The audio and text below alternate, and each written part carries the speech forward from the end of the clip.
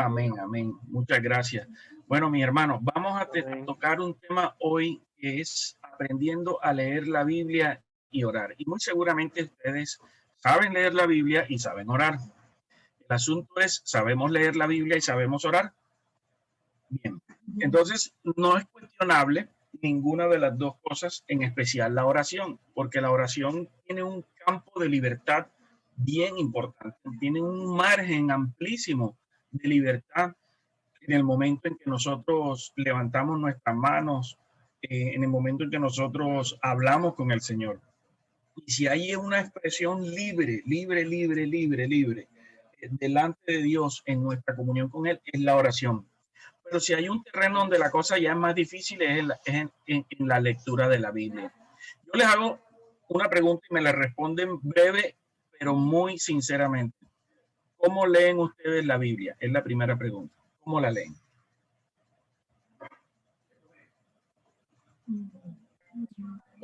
Bueno, yo, ¿Cuál fue la pregunta, Pastor? Ok, la pregunta es, la primera pregunta, y para una respuesta breve, ¿cómo leen ustedes la Biblia? ¿Qué es lo que leen? Nali. ok, bueno, yo primeramente estoy en el proceso de aprendizaje, ¿cierto? Pero normalmente, ¿qué hacía yo?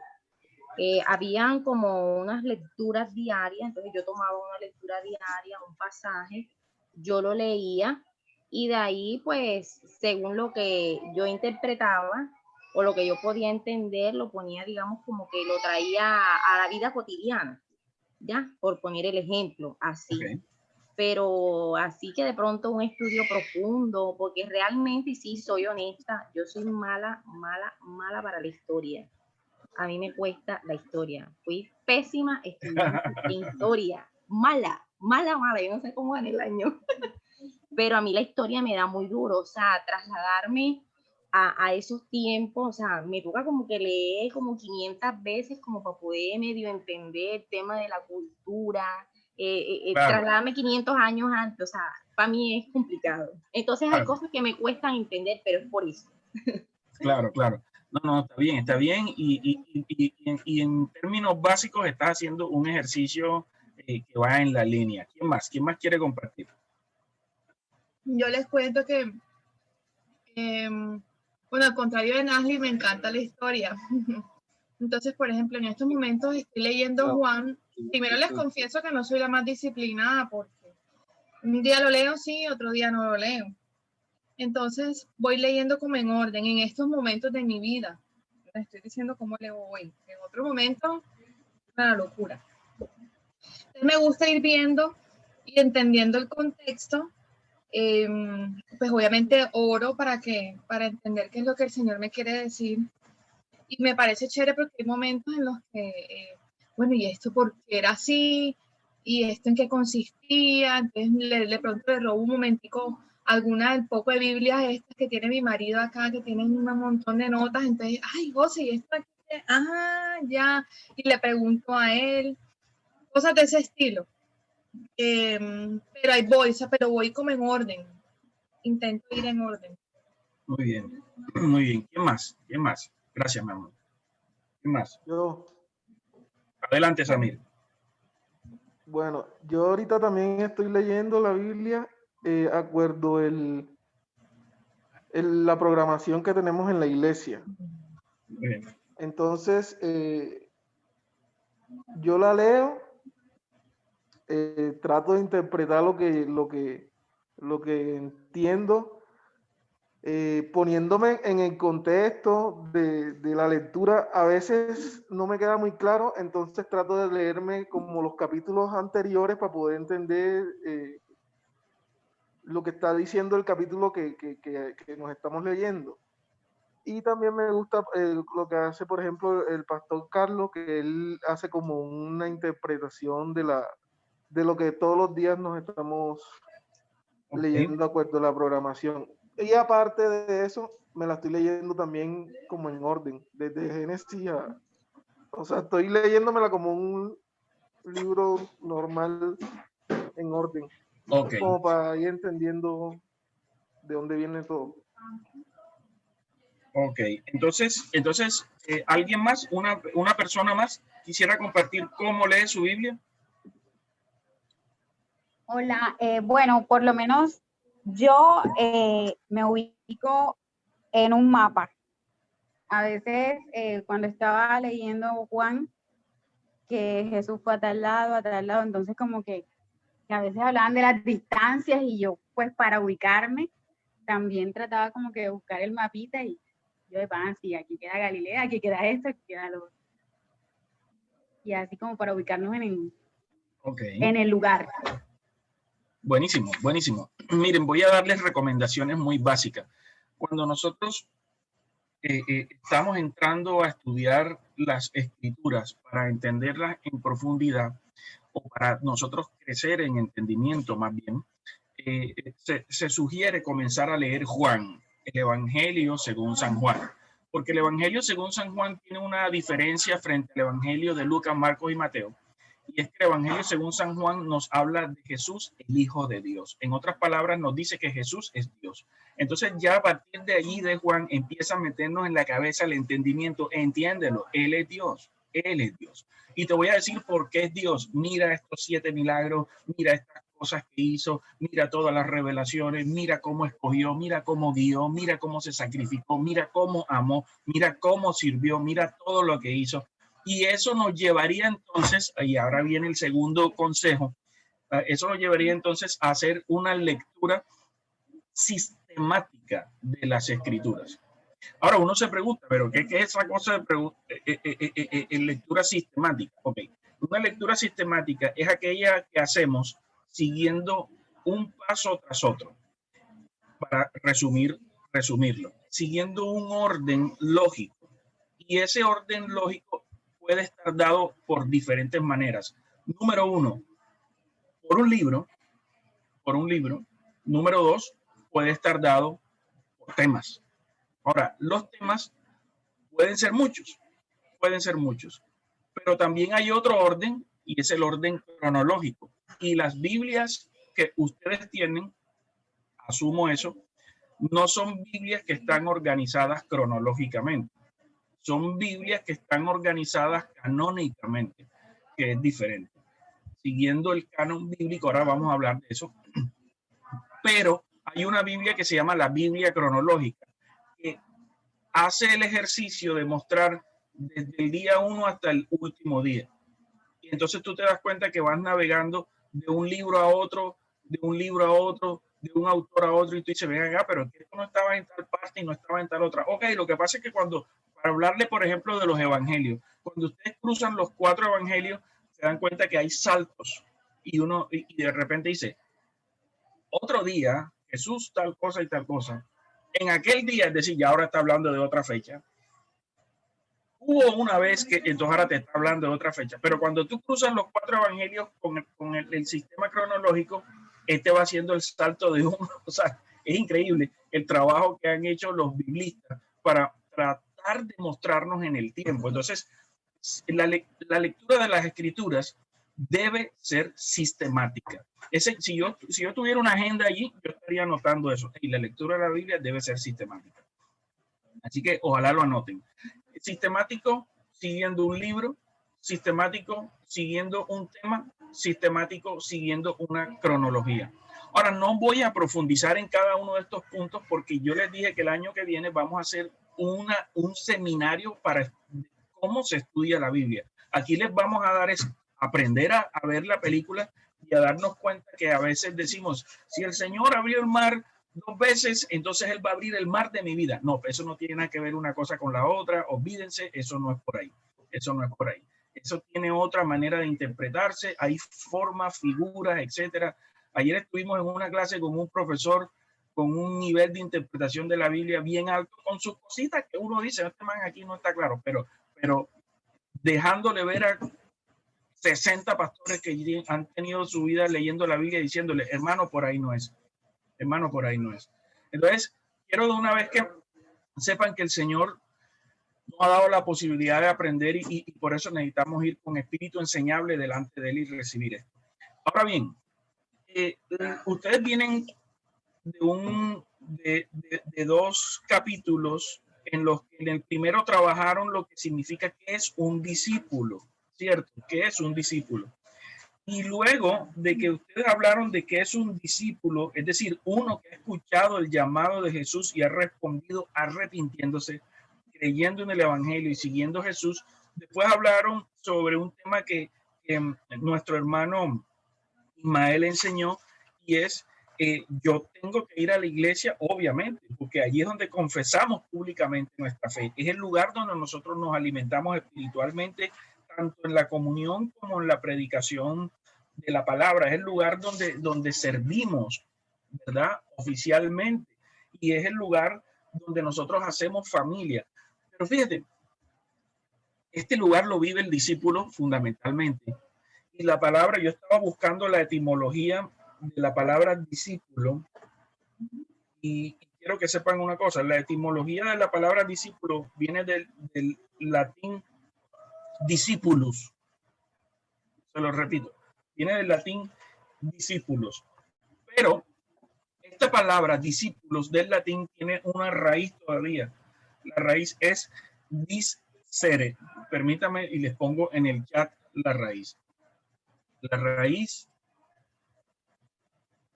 raíz de discípulo es discere. ¿Ven? Pero fíjense qué interesante.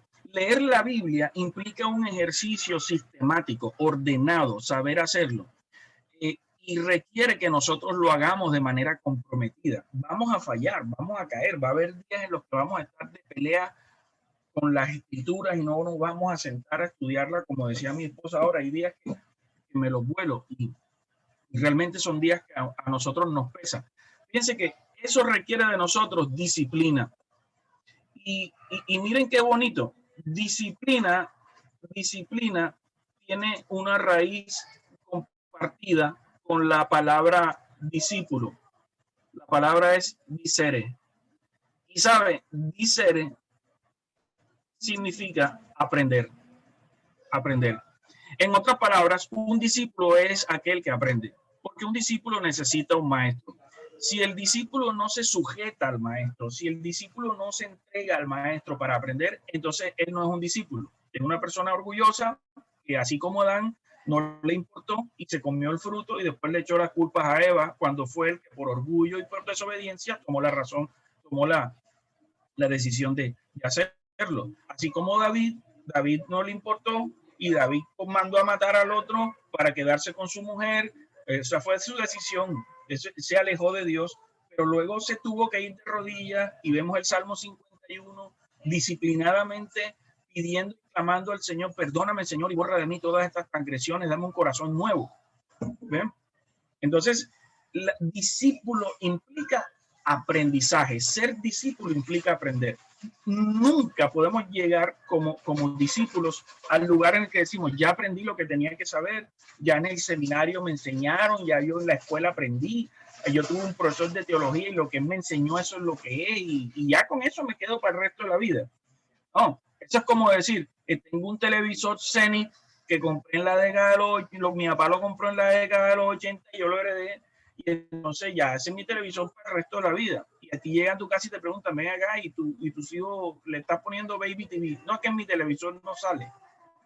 Claro, ¿por qué no sale? Porque tienes una tártara vieja que no le entran más canales ni le funcionan los equipos actuales, y tus hijos no van a poder ver las cosas nuevas que hay, no van a poder ver documentales, no van a poder ver History Channel, Discovery, ni nada que les va a mostrar la grandeza de la creación a través de la televisión. Y les estoy dando un ejemplo sencillo para decirle: hey, si nosotros no crecemos en aprendizaje, nosotros nos estancamos. Así de sencillo, así de sencillo. Diariamente nosotros tenemos que comer, tenemos que alimentarnos, porque si nosotros no nos alimentamos, nos debilitamos. Esa es la razón por la cual un restaurante se llama restaurante, porque es un lugar donde el hambriento va y restaura sus fuerzas cuando se come la comida. ¿Me entiende lo que le quiero decir? Por eso un restaurante se llama restaurante. Ahora imagínense, si la Biblia, la palabra de vida, si Jesús nos dice el pan de vida y que la Biblia es alimento, entonces, ¿por qué no vamos a ir a alimentarnos al lugar donde nunca vamos a tener hambre, al lugar donde nunca más vamos a tener sed. Por eso necesitamos aprender a leer la Biblia. Entonces voy a darles unos vistazos muy generales, porque la Biblia tiene unas particularidades. En primer lugar, esto, y se los voy a regalar, es una infografía. ¿Están viendo la pantalla? Sí. Samir no la alcanza a ver. Ya la ve, ok. Esto que está aquí es una infografía del canon bíblico que ha sido construido por los biblistas que han reconocido cuáles son los libros verdaderamente encajados en la Biblia. Porque hay otras Biblias que tienen otros libros que se conocen como libros apócrifos. Son unos libros que no tienen nada que ver una cosa con la otra, son libros muy bonitos y que en adición algunas otras corrientes los han incluido en sus versiones de Biblia para justificar ciertas posiciones doctrinales muy propias, pero no la teología bíblica. La teología bíblica tiene una fundamentación y no voy a hablar aquí de esos detalles, pero está sustentada en el canon real de las escrituras. Ahora, los estudios, eso lo vamos viendo después, lo hablaremos próximamente. Pero fíjense, aquí tenemos Antiguo Testamento, que tiene 39 libros, y el Nuevo Testamento, que tiene 27 libros. 27 libros. Entonces, fíjense que aquí en la parte de abajo dice, la Biblia se compone de 2 testamentos, ¿verdad? Antiguo y el Nuevo. Tiene 66 libros, 1189 capítulos, 31.102 versículos según la versión Reina Valera. De acuerdo a las traducciones, puede que haya algunas variaciones. 773.693 palabras, 3.566.480 letras. Mire qué interesante, ¿verdad? O sea, aquí lo que hay es comida. Ahora bien, ¿qué es la Biblia? ¿Qué es la Biblia? Por supuesto que la Biblia es la palabra inspirada de Dios. ¿Ves? Es la palabra inspirada de Dios. Y Dios, a través de ella, ha escogido a unos autores, ¿verdad? Para escribirla. Dios, entonces, es el autor de la Biblia. ¿Bien?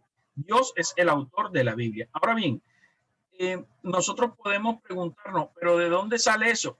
Alguno que busque, por favor, segunda carta de Timoteo, capítulo 3. Segunda carta de Timoteo, capítulo 3, versículos 16 y 17.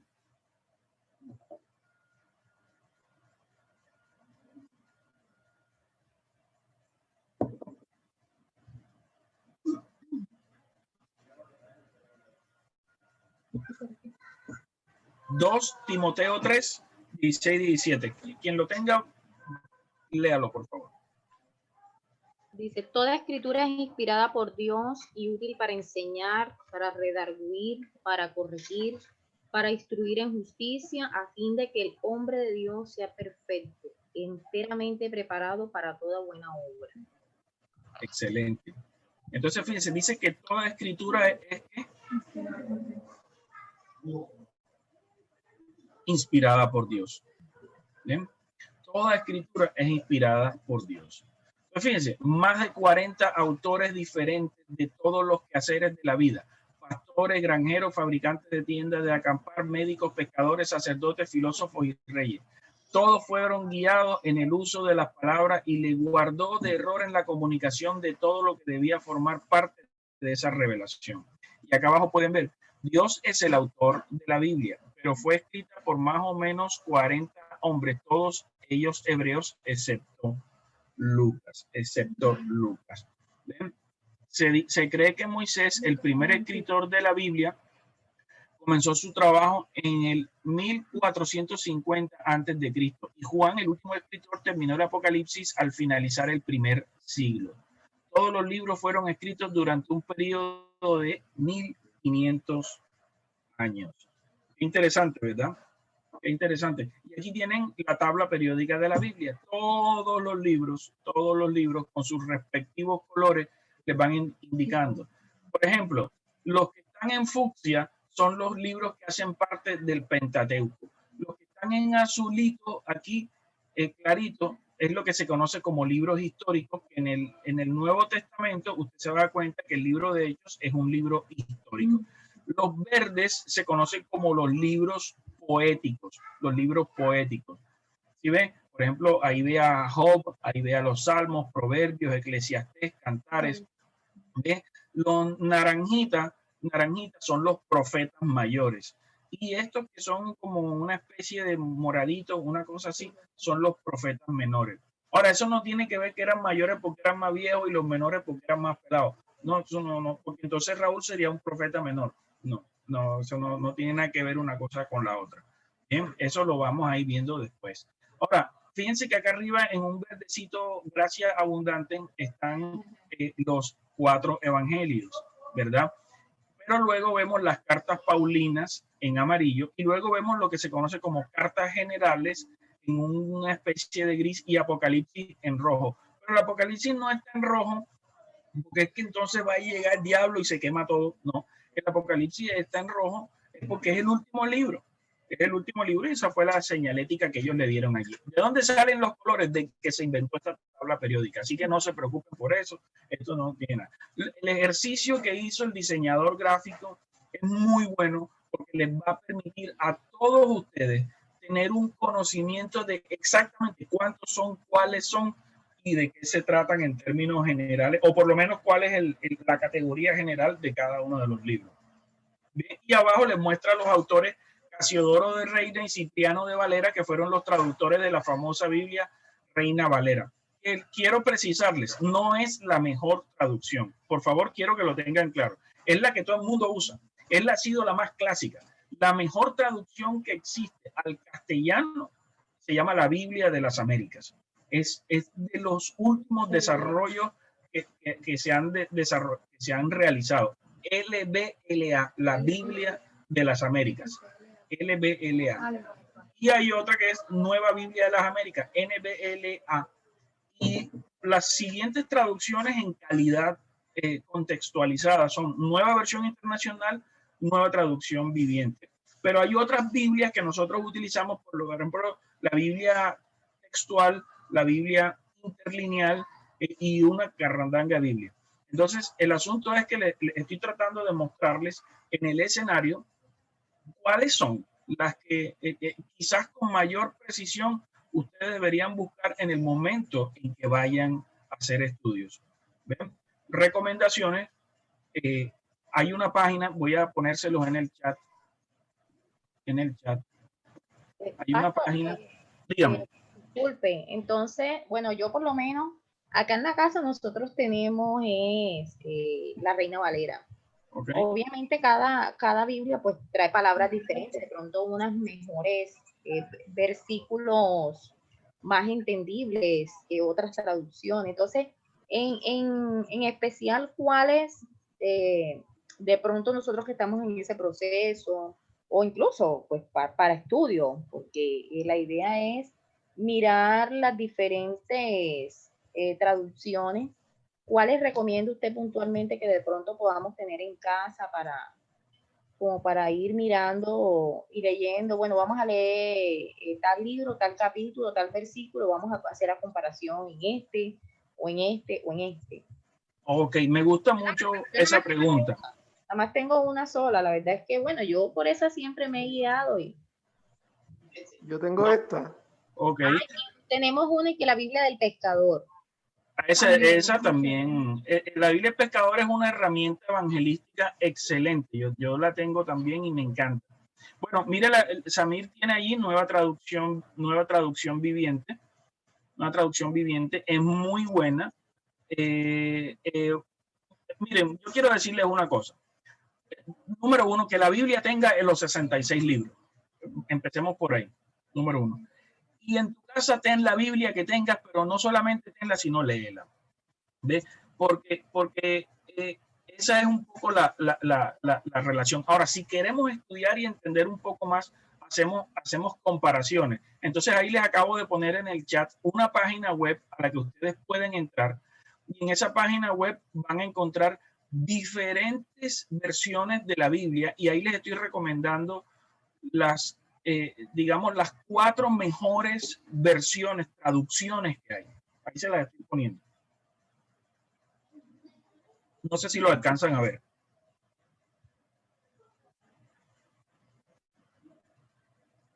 Dice LBA, la Biblia de las Américas, NBI, Nueva Versión Internacional, NTV, Nueva Traducción Viviente, NBLA, Nueva Biblia de las Américas. Y hay una Biblia... Pastor J, una pregunta. En cuestión de eso, de las versiones y eso, o sea, en realidad lo que cambia es, o sea, la facilidad que le da la Biblia a la persona de por lo menos comprender la lectura en el vocablo actual, ¿cierto? Pero en sí, la esencia de lo que está escrito no cambia. Todas mantienen la esencia. El asunto es que en términos de contexto, estas son las que más precisión tienen. Estas son las que más precisión tienen de las modernas. Buenos días, Pastor J. De las que han salido, ¿ok? Entonces, un segundito, Isma. Entonces, estas son las que más precisión tienen en términos de lenguaje y en términos del contexto histórico real. ¿Ve? Del contexto histórico real. La Reina Valera está un poco descontextualizada de la historia y se ve en las palabras que utilizan. El asunto es que ha sido la herramienta a nivel latinoamericano se ha utilizado más. A nivel latinoamericano, escúchelo bien, a nivel latinoamericano. Isma. Pastor J.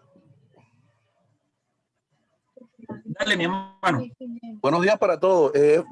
Bueno, Pastor, yo quería hacerle una pregunta que sirva como para también, bueno, el asunto es la Biblia que utilizan los testigos de Jehová y la Biblia que utilizan los católicos. Digo de esa manera porque los testigos de Jehová hay versículos que se omiten. Sí. Y la de los católicos hay libros que se añaden. Así Entonces es. pienso que esas 2 Biblias, ¿sería correcto utilizarlas o no? Por supuesto que no. Por supuesto que no, porque, a ver, si tú tienes esto que estás viendo aquí, entendido, que es el canon bíblico reconocido, además científicamente, si tú te vas, por ejemplo, a la Biblia católica, cuando tú llegues te vas a dar cuenta, pero estos libros no están allí, y no están allí por estas razones, taca.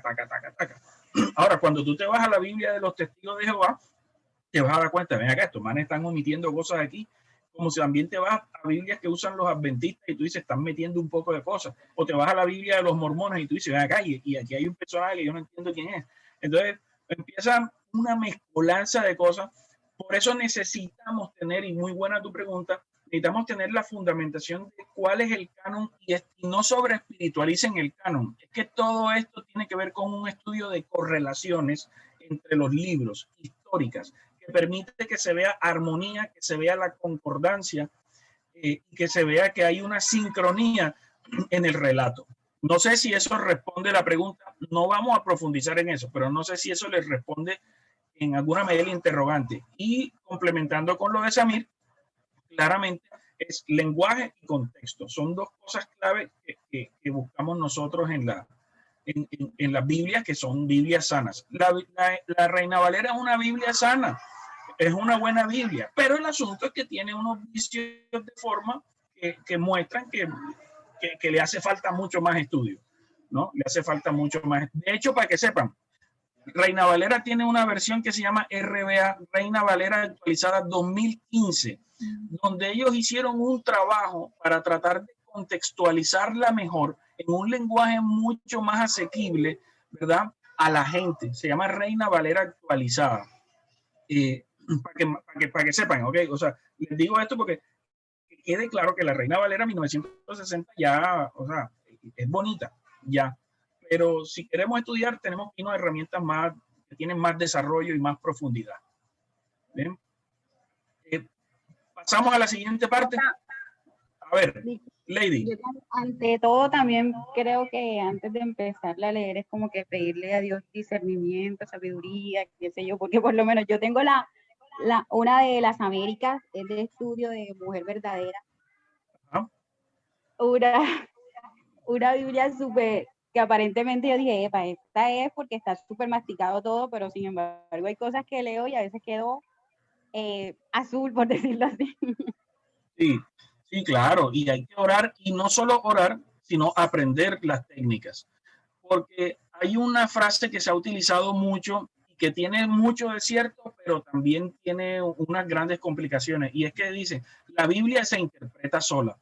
Y no, no es que se interprete solo, la Biblia se explica a ella misma. Eso es otra cosa diferente, pero interpretarla requiere que tú sepas. Si tú no tienes las herramientas, no la vas a poder interpretar, pero la Biblia misma sí.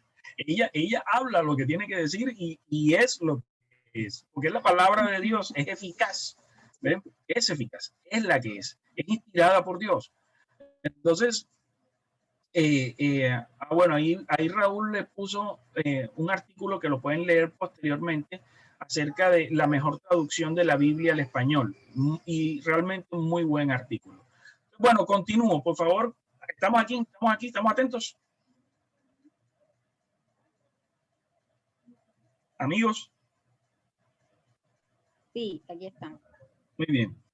Entonces, en los próximos minutos quiero mostrarles algo que creo que va a ser de mucho provecho, y es aprender a leer la Biblia implica que además entendamos de qué se trata la Biblia. ¿Ok? Entonces, el de qué se trata la Biblia nos lleva a un terreno que va mucho más allá de una colección de historias. No. La Biblia, mis queridos amigos, se trata única y exclusivamente de una sola historia. Y es la historia de Jesús. Es la historia de Jesús. De una sola historia. En otras palabras, del relato de la redención, la historia de la redención. ¿Bien? Como dice un pastor que él es bien enérgico, dice, del megaplan de salvación de Jesucristo. ¿Bien? Entonces, en este sentido, fíjense que en esta gráfica tenemos abajo Antiguo Testamento y arriba tenemos Nuevo Testamento. Y tenemos Malaquías, porque Malaquías es el último libro del Antiguo Testamento. Malaquías le dice al pueblo que espere hasta que se levante el sol de justicia trayendo sus rayos a todos, y escuchen la voz del profeta Elías. ¿Ve? Entonces ahí Malaquías está lanzando en voz profética algo que va a pasar. Y luego vemos en el Nuevo Testamento, ahí arriba, a Juan el Bautista. ¿Por qué? Porque esa profecía del Elías que viene a profetizar es Juan el Bautista. Y cuando Juan el Bautista llega, Juan el Bautista lo que dice es preparen sus corazones, preparar los caminos, preparando todo para la llegada de nuestro Señor Jesucristo. Pero lo que ocurre entre Malaquías y Juan el Bautista es el famoso periodo intertestamentario, que son más o menos alrededor de unos 400 años. De eso hablaremos después.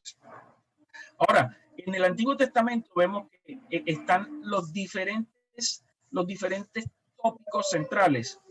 El pacto, desde el pacto mosaico en adelante, la presencia del Señor, los sacrificios, el concepto del reino, la salvación, la ley, el Espíritu de Dios. Pero fíjense, todo eso apuntando claramente a Jesús. Todo eso apuntando claramente a Jesús. Nada de eso apunta suelto a un pedazo de la historia. No sé si en este sentido me estoy haciendo entender. ¿Estoy siendo claro, mis amigos?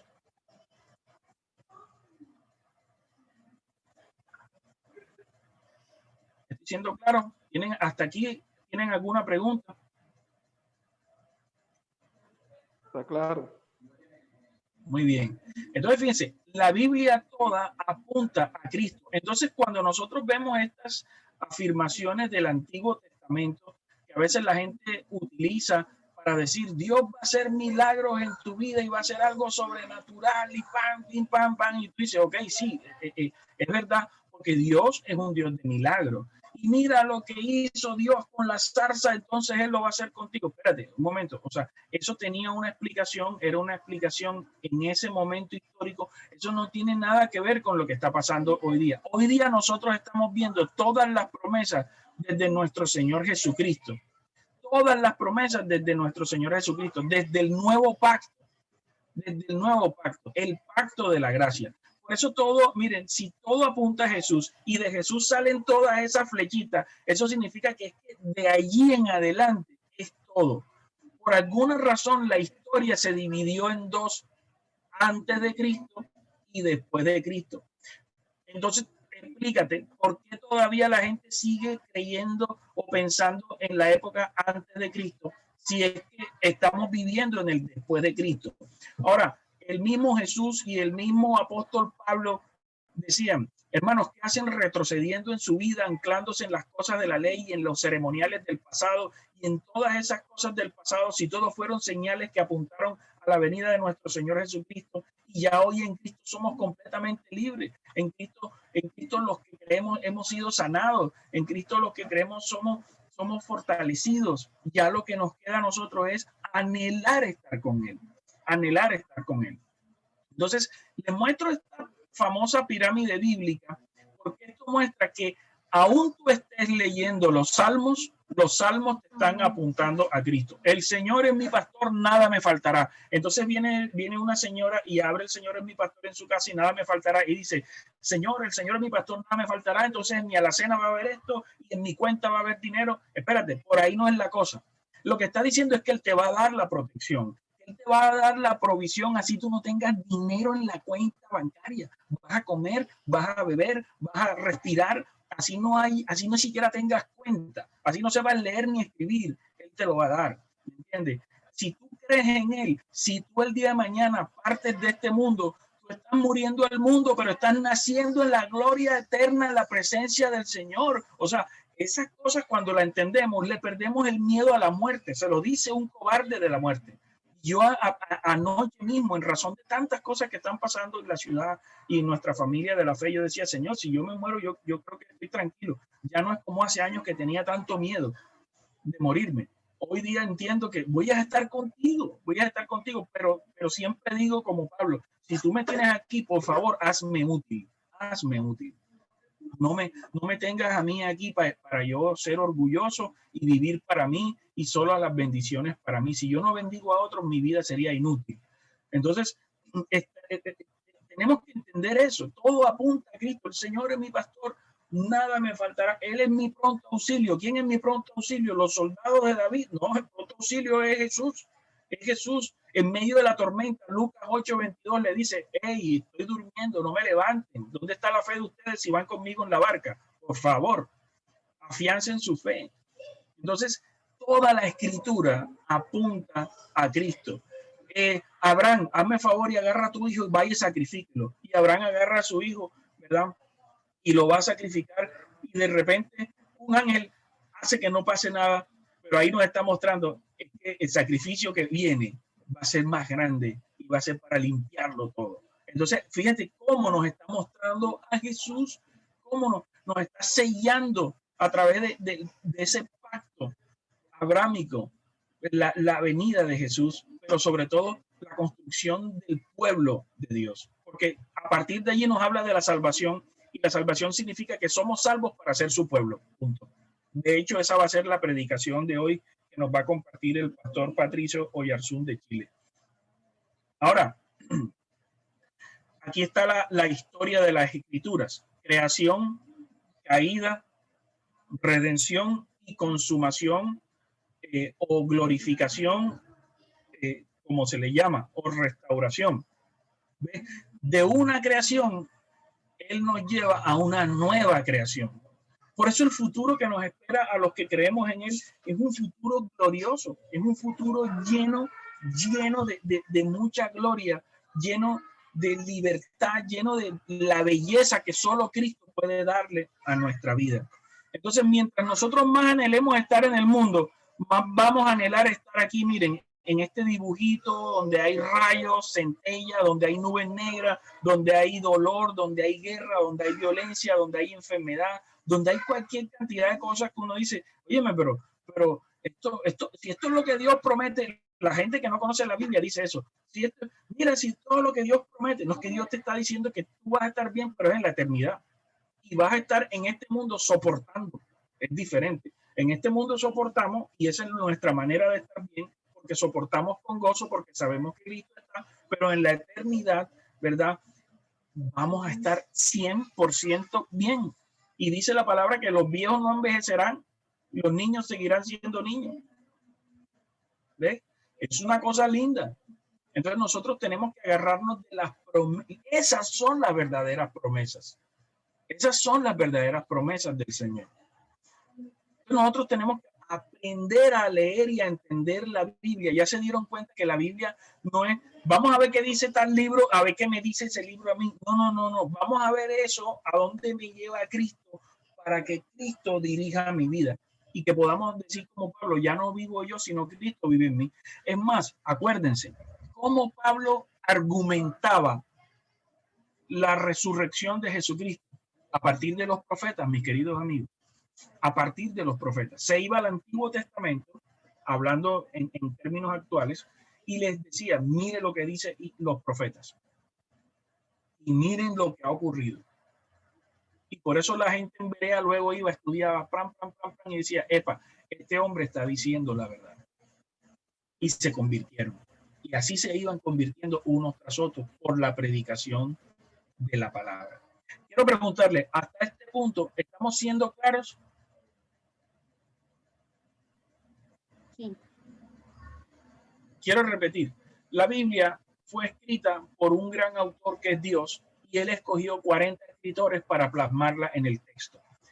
La Biblia se trata completamente de Jesús. Es la historia de Jesús, es la historia de redención. La Biblia es una historia que se ha partido en 4 grandes actos: creación, caída, redención y restauración, glorificación o consumación. ¿Ok? Esta es la historia de las Escrituras. Esta es la Biblia. No podemos ver la Biblia de manera suelta, porque todo está conectado y todas las conexiones nos llevan a Cristo. Y si nos llevan a Cristo, implican lo siguiente. Número 1, entender que todo lo recibimos para servir.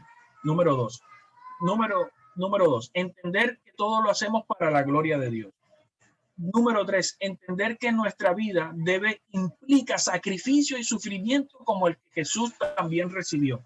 Porque no es lógico que Jesús vivió todo lo que vivió, entonces nosotros ahora no vamos a tener sufrimiento. Señor, tú prometiste que no vamos a sufrir. Él nunca ha dicho eso. La Biblia jamás lo dice. Jamás. La Biblia literalmente dice que vamos a tener aflicciones, que vamos a tener angustia, que vamos a tener problemas, pero que tengamos gozo porque Él va a estar allí. Por eso Jesús ahí está diciendo, yo soy tu pastor, nada te faltará. Por eso Jesús está diciendo, no temas porque yo te sostengo. Por eso Jesús está diciendo, los que confían en mí verán renovada su fuerza. Aquí les he citado Salmo 23, Isaías 41, 9 al 13, Isaías 40, 31. ¿Se da cuenta? El Antiguo Testamento apuntando a Cristo. Todo apunta a Cristo. Si no apunta a Cristo, usted no está entendiendo las Escrituras. Usted no está entendiendo las Escrituras. ¿Okay? Entonces, hasta este punto yo quiero que ustedes se lleven esto, porque el domingo entrante vamos a hablar de esto que está aquí. Y es un marco general del método de estudio. Un marco general del método de estudio. Y posteriormente vamos a hablar de la oración. ¿Ok? Raúl, no sé si tú quieres comentar algo hasta este punto, y si los hermanos tienen preguntas, háganla para que aclaremos.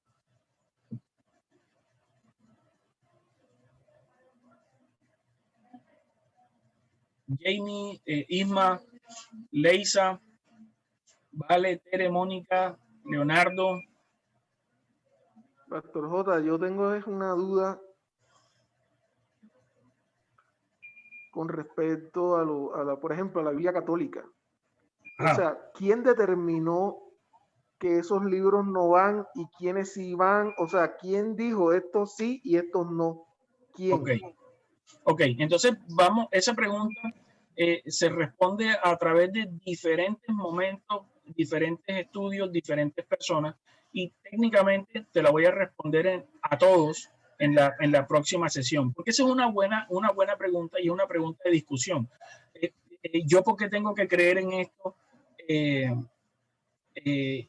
porque tengo que creer en eso que la escribieron. La primera respuesta que yo te voy a dar es que toda la escritura es inspirada por Dios. Eso está escrito en 2 de Timoteo 3, 16, 17 y hoy lo leí. Entonces, si nosotros no creemos en eso, mejor ni nos preguntemos por qué la Biblia está organizada como está. Si creemos en eso, entonces tenemos que darnos cuenta que la Biblia implica una sincronía. Si algo no está sincronizado, eso no pertenece allí. Y hubo mucha gente que se dedicó a estudiar esa sincronía para poder llegar a la conclusión de cuáles son los libros canónicos verdaderamente integradores de las Escrituras. Adicionalmente, que eso fue un ejercicio inspirado por el Espíritu Santo. Es decir, el Espíritu Santo no solamente inspiró a los que escribieron, sigue inspirando a los que han hecho las traducciones, la organización y los estudios. Son los famosos biblistas. Pero te estoy hablando de cosas que empezaron a pasar desde el segundo siglo hasta nuestros días. ¿Ok? Entonces, esa pregunta con mayor amplitud te la respondo después porque es historia y es bueno saberlo, pero es mejor aún saber que toda la escritura es inspirada por Dios. ¿Okay? ¿Qué otra pregunta tienen? Voy a anotarla aquí. Bueno, más que una pregunta, bueno, esto es un proceso. Es un proceso como cuando los niños están... Sí. Sí, ¿me estás escuchando? Sí. Perfectamente. Okay. Sí, te escuchamos. Bueno, no sé, yo opino acá que esto es un proceso también como cuando los niños están en su etapa escolar inicial, que les están enseñando los fonemas, esto con lo otro. Por lo menos estamos en ese proceso de aprendizaje que en el momento, pues, hablando en particular en persona, hay muchas cosas que a medida que voy a ir leyendo, voy a ir mirando, digamos, voy a ir como conectando y mirando qué tiene que ver por lo menos la creación con Jesús, cosas así, o sea, y ahí vamos en ese proceso, por lo menos ahorita me queda la inquietud del tema de la página que usted envió, que voy a sacarle el rato para mirarla y para mirar, observar, leer y comparar, para así mirar y entender un poco más, porque a mí realmente sí me cuesta. Y la Reina Valera, realmente lo que usted comentaba, tiene palabras que yo a veces me quedo más perdida que la mamá del Chavo, bien azul, que yo digo, Dios mío, estoy azul. Entonces, digamos, con estas otras traducciones que usted recomienda, es probable que de pronto se me vaya como que aclarando un poco más la cuestión. Pero bueno, estoy en ese proceso, estamos en ese proceso. No, y es muy bueno porque ustedes vienen con un conocimiento previo que es muy importante. Nunca nada es desechado, nunca nada en ese sentido, todo lo contrario. Es una muy buena plataforma que el Señor ha permitido para nosotros profundizar, crecer y adicionalmente dar aún más y bendecir a otros. De hecho, es a lo que nos llama el Señor, dar de gracia lo que por gracia nosotros hemos recibido, ¿no? Así que adelante. ¿Qué más preguntas o comentarios tienen mis hermanos? Pastor, yo quería aprovechar para, bueno, animar a los hermanos, como lo dicen las tareas de la clase 5 al final, a que, bueno, si no lo han hecho todavía, traten de esta semana terminar la lectura de Marcos. Y lo segundo, que es el punto número 2, y que, bueno, nos va a ayudar también a entender esas 4 imágenes que el pastor nos mostró, es leer los primeros 4 capítulos de Génesis y los últimos 2 capítulos de Apocalipsis. Y dice acá la clase, esta es tu introducción a la gran historia de la Biblia. Correcto. Anota en tu diario cómo comenzaron los temas en Génesis y cómo terminaron en Apocalipsis. Correcto. Y es clave porque lo que vamos a ver, y por eso lo vamos a hacer para la próxima sesión, es cómo aplicar de manera general el método de estudio, que luego lo vamos a ver en profundidad, pero aquí les voy a dar es una pista general para que ustedes sepan. La sesión entrante es cerrar este tema y hablar de la oración. Bueno, ¿cómo se sintieron con el tema de hoy? ¿Hubo ganancias? Les escucho.